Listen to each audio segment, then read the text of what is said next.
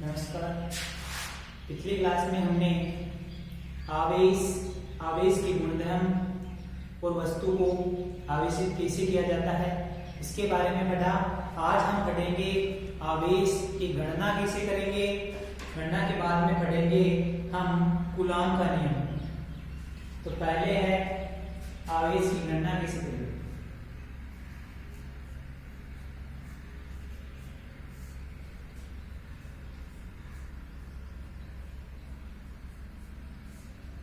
आवेश की गणना हमने देखा ये कोई वस्तु है, इस वस्तु पर ये क्यों आवेश से आवेशित है। इस वस्तु को और यदि हम आवेशित करना चाहते हैं तो हम इस वस्तु से जितने इलेक्ट्रॉन निकालेंगे उसके बराबर इस पर आवेश उत्पन्न होगा और जितने इलेक्ट्रॉन इस पर देंगे उसके बराबर इस पर आवेश उत्पन्न होगा। माना एक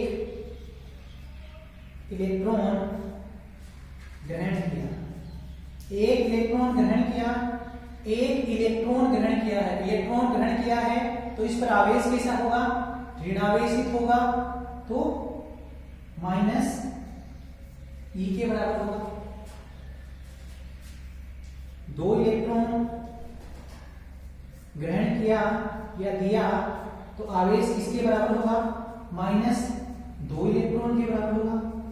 तीन इलेक्ट्रॉन ग्रहण किया तो आवेश किसके बराबर होगा, माइनस तीन ई के बराबर होगा।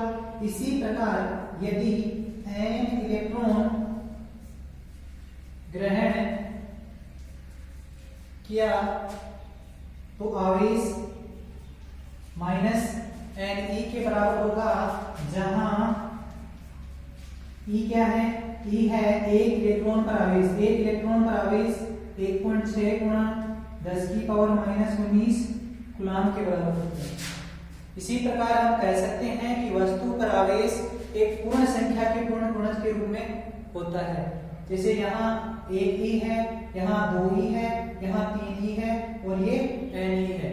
ये जितने इलेक्ट्रॉन ये वस्तु इस वस्तु पर देंगे और जितने इलेक्ट्रॉन इससे लेंगे उन्हीं के बराबर इस वस्तु पर आवेश उत्पन्न होगा।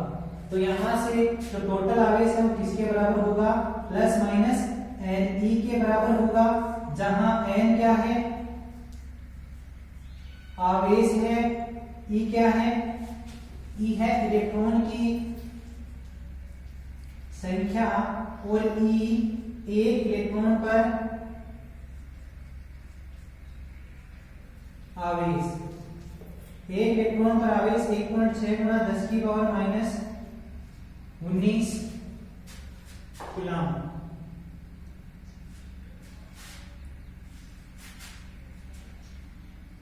इसी प्रकार हम एक क्वेश्चन करते हैं कि एक वस्तु जो एक कूलॉम आवेश से आवेशित है तो इस वस्तु में इलेक्ट्रॉनों की संख्या कितनी होगी।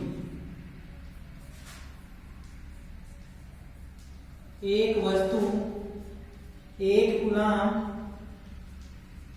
आवेश से आवेशित है तो इलेक्ट्रॉनों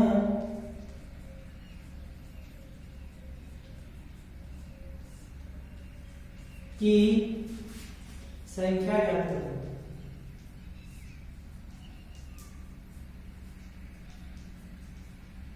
तो इलेक्ट्रॉनों की संख्या ज्ञात करेंगे। तो इलेक्ट्रॉनों की संख्या ज्ञात करने के लिए हमें आवेश दे रखा है, आवेश एक कूलॉम दे रखा है, हमें n का मान ज्ञात करना है। हम जानते हैं क्यू बराबर एन ई होता है, जहां क्यू का मान दिया हुआ है, n का मान ज्ञात करना है, ई का मान हमें पता है 1.6 गुणा 10 की पावर माइनस 19। तो n बराबर क्या होगा, क्यू अपॉन ई। क्यू का मान एक कूलॉम, ई का मान होता है 1.6 गुणा 10 की पावर माइनस 19 कूलॉम। कूलॉम ऊपर भी है नीचे भी है, दोनों आपस में कैंसिल हो गए तो क्या आया 1/1.6 गुणा 10 की पावर माइनस 19। ये 10 की पावर माइनस 19 नीचे माइनस में है, ऊपर जाएगा प्लस में 10 की पावर प्लस 19 अपॉन 1.6, इसको 10 गुना 10 की पावर 18 अपॉन 1.6 लिख सकते हैं। तो ये कितना आएगा 6.25 गुना 10 की पावर 18। इसका आंसर 6.25 गुना 10 की पावर 18 नहीं होगा, क्योंकि हमने देखा कि आवेश एक पूर्ण संख्या के पूर्ण गुणज के रूप में होता है। तो हम इसको पूर्णांक संख्या में चेंज करेंगे, तो ये होगा 625 गुना 10 की पावर 16। ये मात्रक भिन्न होगा क्योंकि ये है वो एक संख्या मान है। तो इसमें इलेक्ट्रॉनों की संख्या किसके बराबर होगी 625 गुना 10 की पावर 16 के।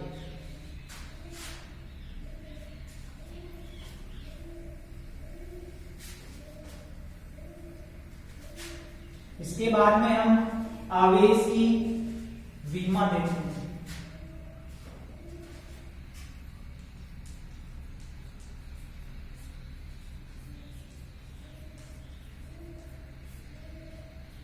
आवेश की विमा हम जानते हैं कि धारा बराबर होता है आवेश अपॉन समय क्यों अपॉन टी। तो आवेश बराबर क्या होगा धारा गुना समय, तो क्यों बराबर क्या होगा आई गुना टी। तो यहां से आवेश क्यों की विमा क्या होगी धारा की विमा क्या होती है धारा का मात्रक क्या होता है एम्पियर और समय का मात्रक क्या होता है सेकंड। तो यहां से इसकी विमा क्या आ जाएगी A1 T1।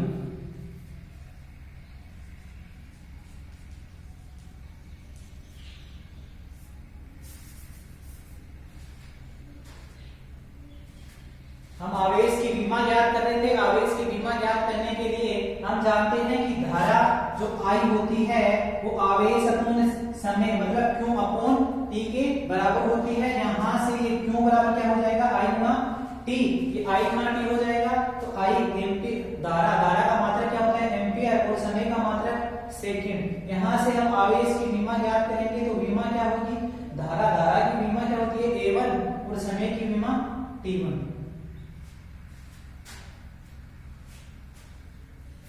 हमने देखा कि जो किसी वस्तु पर आवेश उत्पन्न कर रहे थे तो आवेश उत्पन्न कर रहे थे तो हम हर समय इलेक्ट्रॉन के स्थानांतरण की बात कर रहे थे।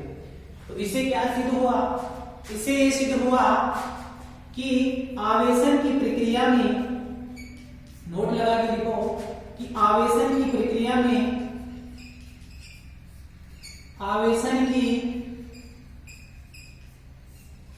में केवल इलेक्ट्रॉनों का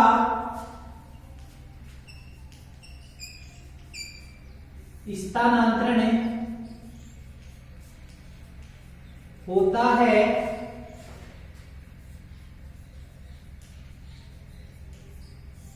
प्रोटॉनों का नहीं। आवेशन की प्रक्रिया में केवल इलेक्ट्रॉनों का स्थानांतरण होता है, प्रोटॉनों का नहीं। आवेशन की प्रक्रिया में केवल इलेक्ट्रॉनों का स्थानांतरण नहीं क्यों होता है क्योंकि जो इलेक्ट्रॉन है वो नाभिक के चारों ओर कक्षाओं में चक्कर लगाते हैं और जो प्रोटॉन है वो नाभिक के अंदर स्थित होते हैं, इसलिए ही इलेक्ट्रॉनों का स्थानांतरण होता है। इलेक्ट्रॉनों का स्थानांतरण क्यों होगा क्योंकि ये जो इलेक्ट्रॉन है वो एक दुर्बल बंध से बंधे रहते हैं, इसलिए इन्हें यहां से आसानी से फटक किया जा सकता है। जबकि जो प्रोटॉन है वो नाभिक के अंदर परपर बंधों द्वारा बंधे रहते हैं, इसलिए उनको फटक करने के लिए अधिक ऊर्जा की आवश्यकता होती है। अतः आवेशन की प्रक्रिया में केवल इलेक्ट्रॉनों का स्थानांतरण होगा, प्रोटॉनों का नहीं। यदि क्वेश्चन आए कि किसी वस्तु पर -2 कूलम आवेश लाने के लिए उसे 5 इलेक्ट्रॉन दिए जाते हैं, यदि इसी वस्तु पर प्लस 5 कूलम्ब आवेश लाने के लिए कितने प्रोटॉन दिए जाएंगे? तो प्रोटॉन कितने दिए जाएंगे? प्रोटॉन 0 दिए जाएंगे, क्योंकि प्रोटोनों का स्थानांतरण नहीं होता, केवल इलेक्ट्रॉनों का स्थानांतरण होता है। अगला क्वेश्चन है,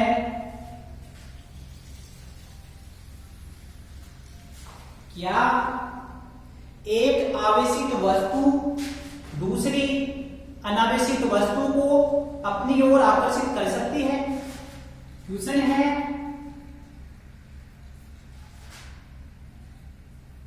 क्या एक आवेशित वस्तु दूसरी अनावेशित या उदासीन वस्तु को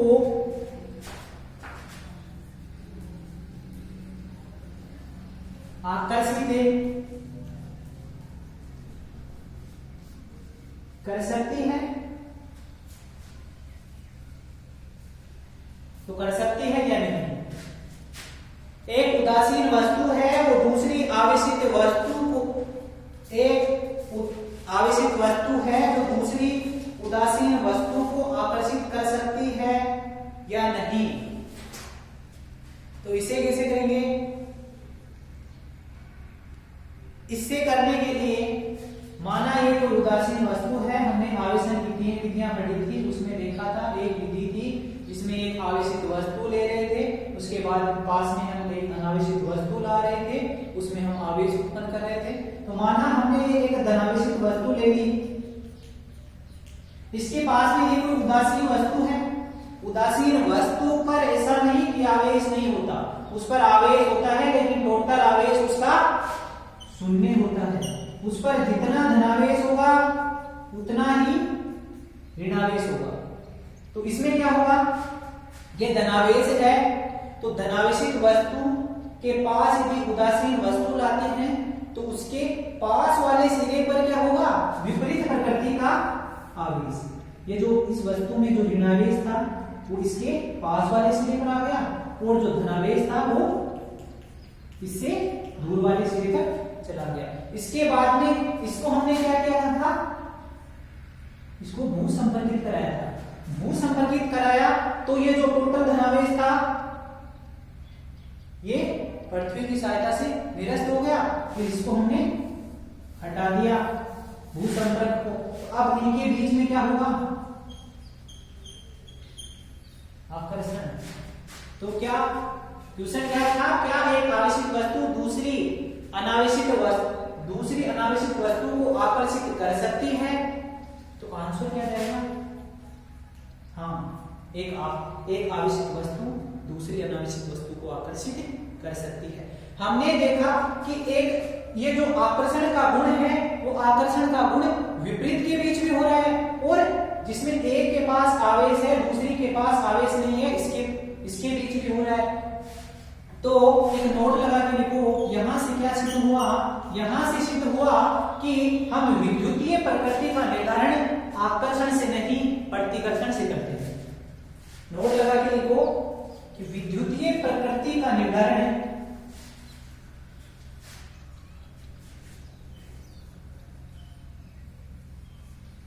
विद्युतीय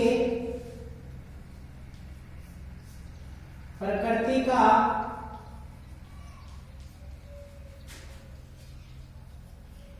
निर्धारण आकर्षण से नहीं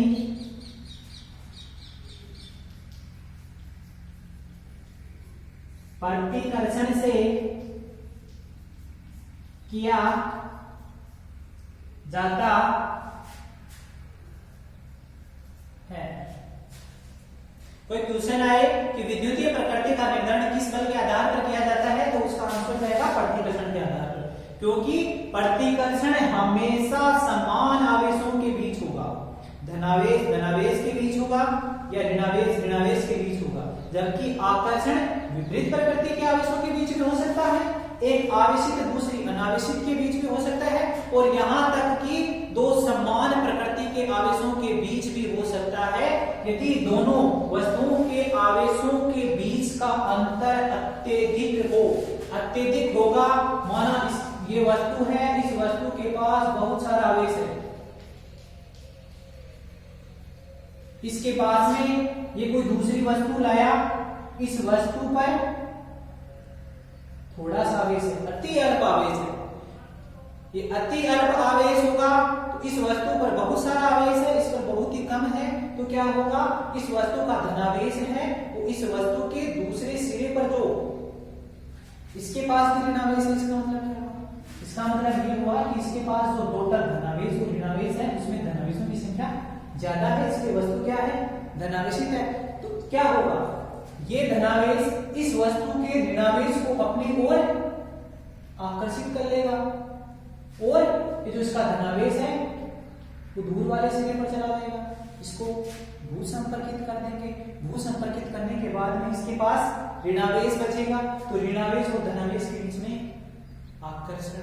तो इससे क्या है, एक धनावेशित वस्तु दूसरी धनावेशित वस्तु को भी आकर्षित कर सकती है यदि दोनों वस्तुओं के बीच में अंतर बहुत ही अधिक हो।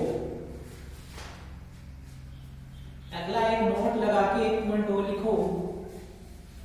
हमने जब आवेश की परिभाषा पढ़ी थी तो हमने पढ़ा था कि आवेश किसी द्रव्य पदार्थ का गुण है। आवेश किसी द्रव्य पदार्थ का गुण है। द्रव्य पदार्थ का मतलब है ये कोई द्रव्य पदार्थ है तो इसके पास द्रव्यमान है, इसीलिए तो द्रव्य पदार्थ है, तो द्रव्यमान है। तो लिखो बिना द्रव्यमान के आवेश संभव नहीं है, परंतु बिना आवेश के द्रव्यमान संभव है। इसका आपके सामने एक जीता जागता सा एग्जांपल है न्यूट्रॉन। न्यूट्रॉन में क्या होता है, न्यूट्रॉन का द्रव्यमान होता है लेकिन न्यूट्रॉन पर आवेश का मान शून्य होता है लेकिन द्रव्यमान शून्य नहीं होता। इसका मतलब क्या हुआ, बिना द्रव्यमान के आवेश संभव नहीं है परंतु बिना आवेश के द्रव्यमान संभव है। इसके पास आवेश नहीं है लेकिन द्रव्यमान है। इसी प्रकार एक उदाहरण और ले लो, ये कोई फोटोन है। फोटोन में क्या होता है, फोटोन का द्रव्यमान क्या होता है, शून्य होता है और इस पर आवेश भी शून्य होता है। हमने कहा था कि बिना द्रव्यमान के आवेश संभव नहीं है, तो ये आप फोटोन में दे सकते हो, और बिना आवेश के द्रव्यमान संभव नहीं है ये आप न्यूट्रॉन में देख सकते हो। इसके आगे कूलाम का नियम। हम जब आवेश की गुणधर्म पढ़ रहे थे तभी हमने पढ़ा था कि जो समान प्रकृति के आवेशों के बीच प्रतिकर्षण और असमान प्रकृति के बीच आकर्षण होता है। तो इन आकर्षण और प्रतिकर्षण बल का मान ज्ञात करने के लिए ये धनावेश है, ये दूसरा धनावेश है, ये ऋणावेश है, ये दूसरा धनावेश है, इनके बीच में जो लगेगा बल, इसके बीच में प्रतिकर्षण लगेगा, इसके बीच आकर्षण लगेगा। तो ये जो आकर्षण और प्रतिकर्षण बल है ये तो हम कह सकते हैं कि इसके बीच में प्रतिकर्षण लगेगा, इसके बीच में आकर्षण लगेगा, लेकिन हम इसका मान कैसे ज्ञात करेंगे, इसके बीच में कितना बल लगेगा और इसके बीच में कितना बल लगेगा। इसका मान ज्ञात करने के लिए हम क्या करेंगे, एक कूलाम का नियम।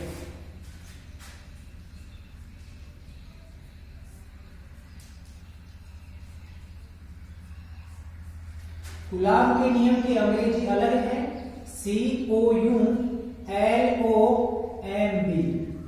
Coulomb's law. ये कूलाम भाई ने कुछ नहीं किया। कूलाम ने क्या किया, हमने जो 11वीं कक्षा में एक नियम था, गुरुत्वाकर्षण का नियम किसने दिया? न्यूटन ने दिया था। इसने न्यूटन के नियम की फोटोकॉपी कर दी। न्यूटन का नियम किसके लिए था? न्यूटन का नियम था द्रव्यमान पिंडों के बीच में, जबकि ये जो कूलाम का नियम है वो किसके बीच में है? आवेशों के बीच में।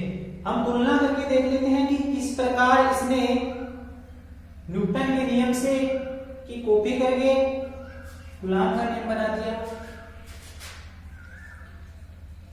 वो क्या था? गुरुत्वाकर्षण का नियम।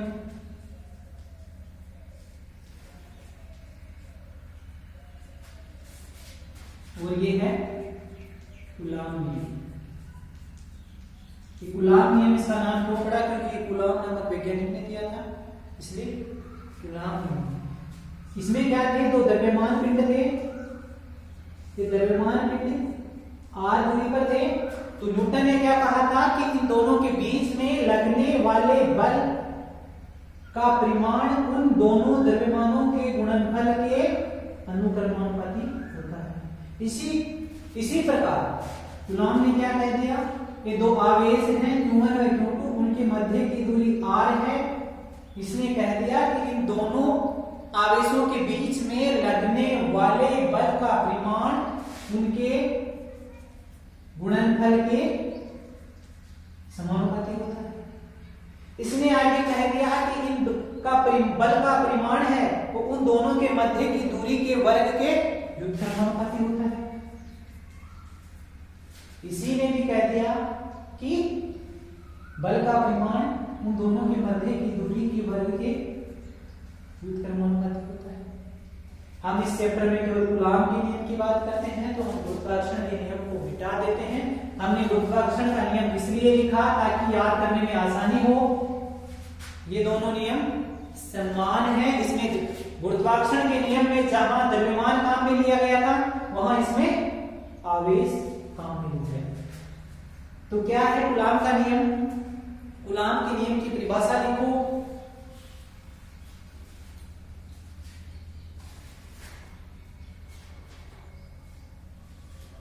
कूलाम के नियम की परिभाषा,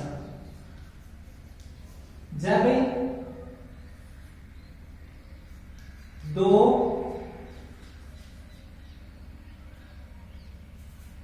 दो बिंदुवत आवेश स्थिर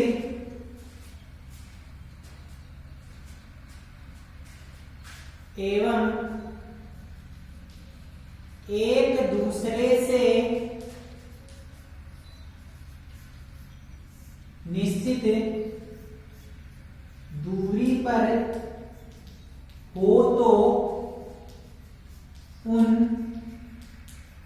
दोनों आवेशों के मध्य लगने वाले बल का मान उन दोनों आवेशों के गुणनफल के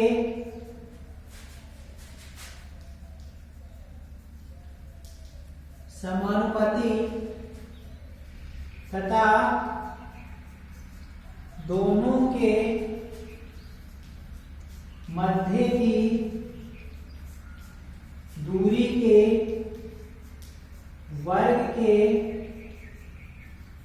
व्युत्क्रमानुपाती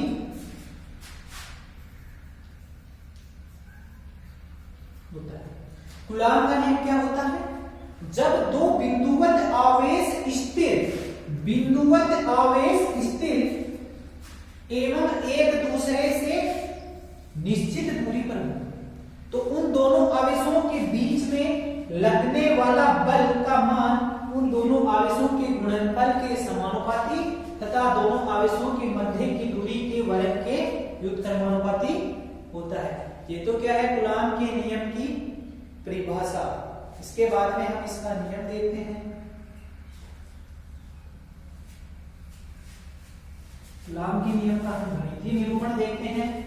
इस प्रकार होगा।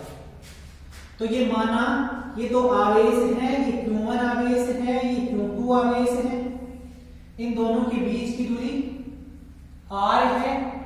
हमने कूलाम के नियम की परिभाषा में देखा कि कूलाम का नियम दोनों आवेशों के गुणनफल के समानुपाती तथा दोनों के मध्य की दूरी के वर्ग के व्युत्क्रमानुपाती।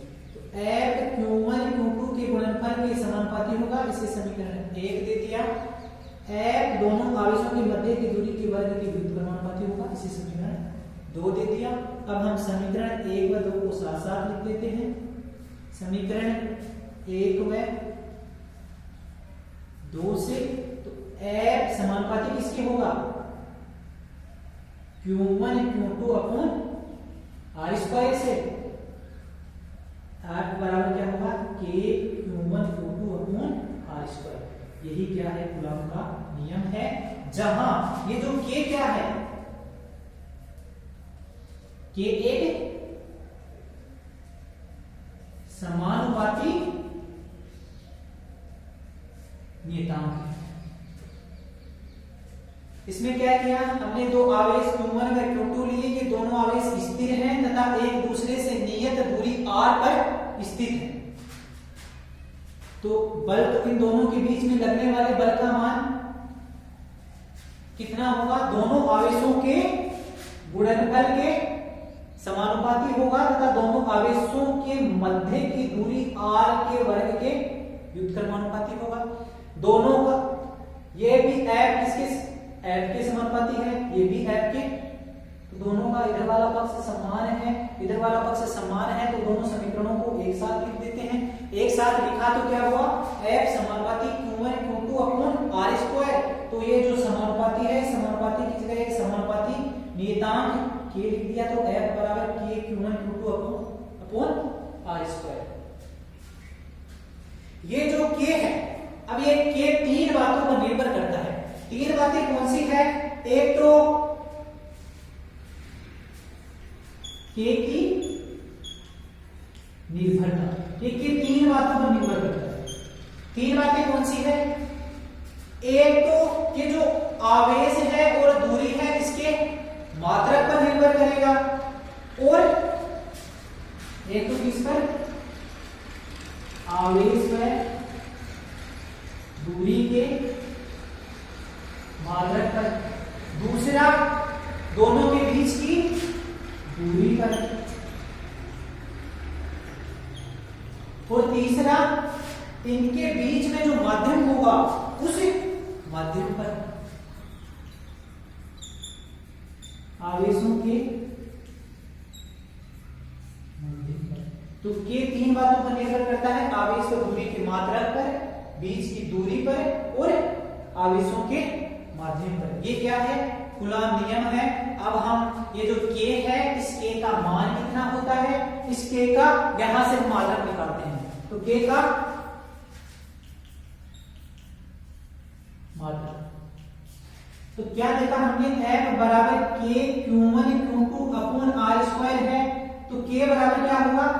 F गुणा R square upon Q1 Q2। ये जो F बराबर K Q1 Q2 upon R square है, ये जो Q1 Q2 है वो यहां से नीचे आ जाएगा, ये जो R स्क्वायर है ये नीचे था, ये ऊपर आ जाएगा। तो इस K का मात्रक क्या हो जाएगा? बल का मात्रक न्यूटन, दूरी का मात्रक मीटर, तो मीटर स्क्वायर हो जाएगा, अपॉन आवेश का मात्रक कूलाम, तो कूलाम का स्क्वायर हो जाएगा। तो ये क्या हो जाएगा? K का मात्रक हो जाएगा। अब ये जो K है, इसका मान कितना होता है? यहां से K का मात्रक किसे ज्ञात किया हमने? ये जो कूलाम नियम है वो F बराबर K Q1 Q2 upon R square होता है। K बराबर क्या हो जाएगा? F गुणा R स्क्वायर अपॉन Q1 गुणा Q2। तो ये बल है, बल का मात्रक क्या होगा? न्यूटन होगा। बल चाहे कोई सा भी हो, चाहे गुरुत्वाकर्षण बल हो, चाहे विद्युतीय बल हो, चाहे और कोई सा बल हो, उसका मात्रक क्या होगा? न्यूटन होगा। दूरी का मात्रक मीटर, और आवेश का मात्रक कूलाम स्क्वायर। तो K का मात्रक क्या हो जाएगा? न्यूटन गुणा metre square upon coulomb square.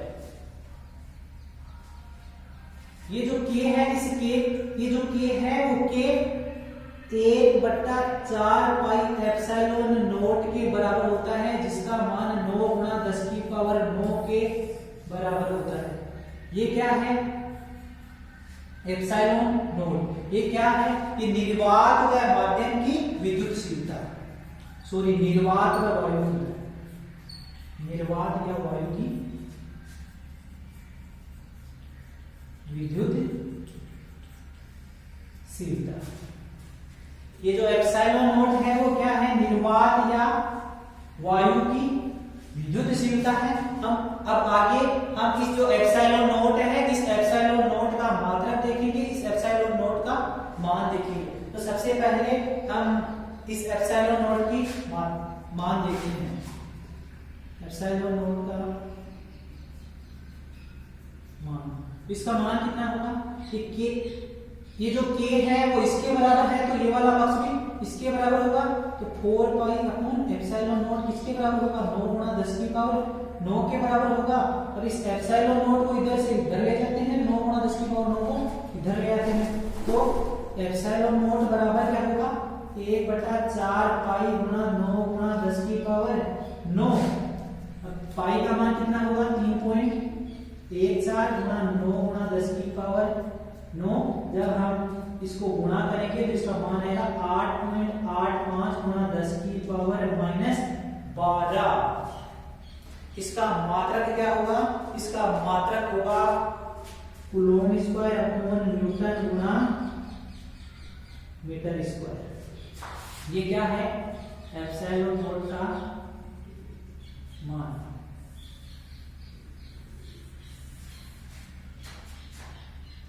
Epsilon not का मान कैसे ज्ञात किया? हमें पता है कि k बराबर 1/4 पाई एप्सिलॉन नॉट होता है, जो किसके बराबर होता है? 9 गुणा 10 की पावर 9 के बराबर होता है। ये वाला पक्ष इसके बराबर है, तो ये लिख दिया। इसके बाद में एप्सिलॉन नॉट को इधर ले गए और 9 गुणा 10 की पावर 9 को नीचे ले आए, तो मान कितना है? 8.85 गुणा 10 की पावर -12 कूलॉम स्क्वायर प्रति न्यूटन इनटू मीटर स्क्वायर। इसके बाद में हम एप्सिलॉन नॉट का मात्रक ज्ञात करते हैं।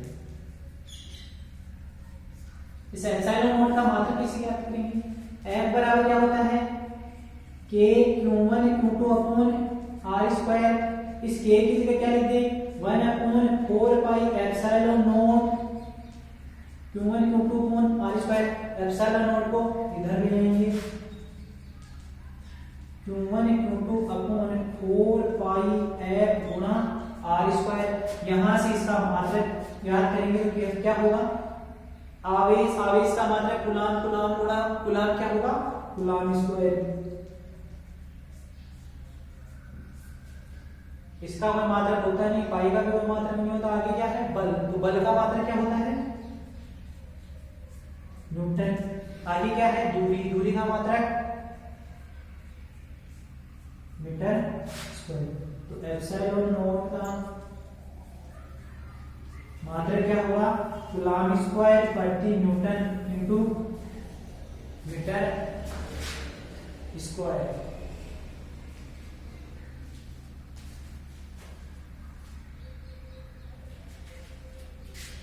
इसके बाद में हम एप्सिलॉन नॉट की विमा देखते हैं।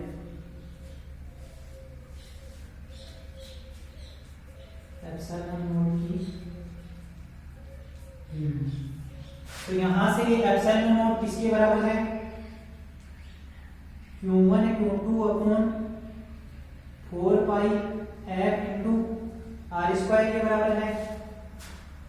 तो Q1 Q2 क्या है? आवेश है। आवेश का मात्रक क्या था? कूलॉम, कूलॉम स्क्वायर और न्यूटन, न्यूटन, न्यूटन की जगह N इंटू मीटर स्क्वायर।